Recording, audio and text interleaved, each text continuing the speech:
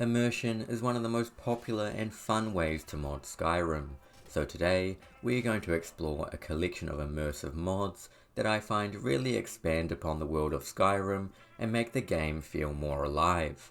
I also have to say, a few of these mods are very underrated, so definitely check them out and let me know what you think.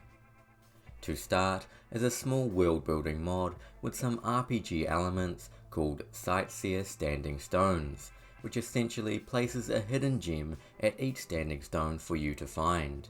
If you do manage to find one, your character will receive a minor passive effect related to that standing stone. For example, the gem found at the Steed Stone will grant a small buff to your stamina regeneration rate. If you've seen some of my other Skyrim videos, you might realize this kind of mod is my absolute favorite. Anything that organically promotes player exploration, as well as rewarding the player for their endeavors, is just perfect to me. Finding each and every gem is not an easy task either, as the stones are spread out across the entire map of Skyrim, and some gems are much harder to find than others. But if you do manage to find them all, you will then be able to combine the gems into one upgraded effect of your choice. So again, with the Steed Stone, I could upgrade the effect from 3% to 15% increased stamina regeneration. This process can only be done once, as you will lose all the other effects at the same time, so make sure to choose wisely. Altogether though, this is an amazing mod with fantastic design and gameplay elements. Next is another incredible mod called Exhaustion Incremental Fatigue. This mod, to put it simply, adds a fatigue system to Skyrim. The way it works is the more you use one of your primary resources, i.e. your health, magicka or stamina, you will begin to accumulate a penalty to that resource to imitate your character becoming exhausted or tired. For example, if I have 100 magicka and continuously use spells while clearing out a dungeon, my maximum magicka will slowly begin to decline, and the more I use my magicka, the larger the penalty grows. This may seem a little counterintuitive, but the penalty you receive is percentage based, so at the beginning it starts off very slowly and you won't begin to notice it for a good while. The rate at which your resources decline and the point they start to decline can be adjusted via an MCM, but the default settings are pretty good in my opinion, and I wouldn't adjust them too much, as it can have a fairly large impact on your game. To reset the penalty and no longer have your character be exhausted, all you have to do is rest. Sleeping in vanilla Skyrim had little to no impact, to the point where you could pretty much play the entire game without ever taking a rest. But with this mod, sleeping is now much more beneficial and required to keep your character fully fit. Overall, this mod does require you to plan ahead somewhat and keep track of your resources, because if not, you may find yourself with an exhausted character and significantly reduced main stat lines. But if we then pair this exhaustion mod with the next mod called Exercise Incremental Growth, the whole system comes together perfectly. Exercise will naturally increase your main resources, magicka, health and stamina, the more you use them. You will still choose your main stat increase with each level you gain, but on top of that, you will also gain certain stats based on your character's needs. This system is organically tied with the exhaustion mod, so the more you use a specific resource, for example casting spells for magicka, taking damage for health, or performing power attacks for stamina, the more that resource will grow.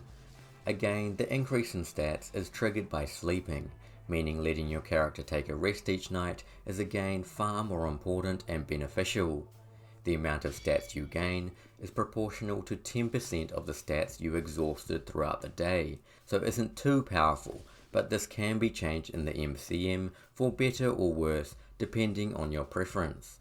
I found this mod will naturally increase the stats that relate to your playstyle the most. For example, a mage player will quickly accumulate magicka, whereas a warrior will quickly gain health and stamina, creating a kind of mutually beneficial relationship between you and your character, and in my opinion, a much more immersive experience. There are of course ways you could cheese the system. For example, you could sprint to every location on the map like a maniac and greatly increase your stamina gains, but I'll let you decide how you want to play the game. Moving on, we have a series of mods that focus on the world and landscapes around Skyrim called Northern Scenery. Again, I love these types of mods that build upon the world and add some history to the landscapes around Skyrim. There are 6 in total that focus on a certain dungeon or general area, including iconic places such as Bleak Falls Barrow, and a couple lesser known areas that you'll have to discover for yourself. Each overhaul adds some ancient Nordic architecture to the landscape, expanding the world and providing some lore-friendly landmarks. All of these mods look and feel good. However, for me personally, the Whiterun Tundra overhaul tries to do too much and adds a little too many structures to the area that it becomes a little overwhelming. But other than that, I have enjoyed them all. The author has also made them with compatibility in mind, so popular mods such as Northern Roads, Luxvia and Rin's overhauls are good to go out of the box, but you may still require a patch here and there. Overall, these are some fantastic additions to the world of Skyrim. Next up is a very small mod that I imagine only a few of you will appreciate, called Pick Your Poison. Very simply, this mod adds a few apothecary books to the world that you can purchase at any of the alchemy stores. There are 2 kinds of books to read. One will detail the most common locations on where to find certain ingredients, and the other will tell you which ingredients are needed to produce certain potions and poisons. There are multiple volumes for each, and in my opinion provides an immersive in-game way to discover and learn about alchemy rather than googling which ingredients you need. While this does take away some of the guessing work initially involved with potion making, it's totally believable that this type of book would exist in the game, given how common alchemy is in the world and how recipe books date way back throughout history. Next are a couple of closely related realism mods called Splashes of Skyrim, which makes your projectiles such as arrows and magic react with the water around Skyrim as they hit.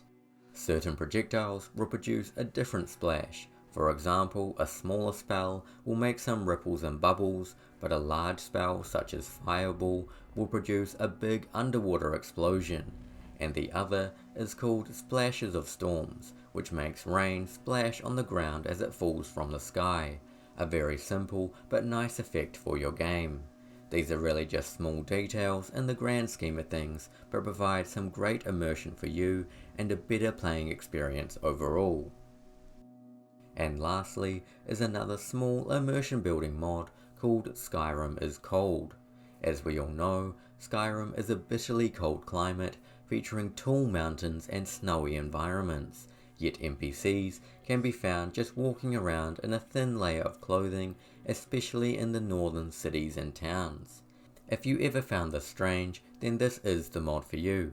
Essentially, NPCs will be given a more suitable outfit to combat the cold climate, so now the citizens of Skyrim will dress more accordingly to the harsh environment and help build a more immersive world. And that's it for this video. Thank you for watching. I hope you enjoyed and found a few hidden gems to increase the immersion of your game. Catch you again next time, take care and happy hunting.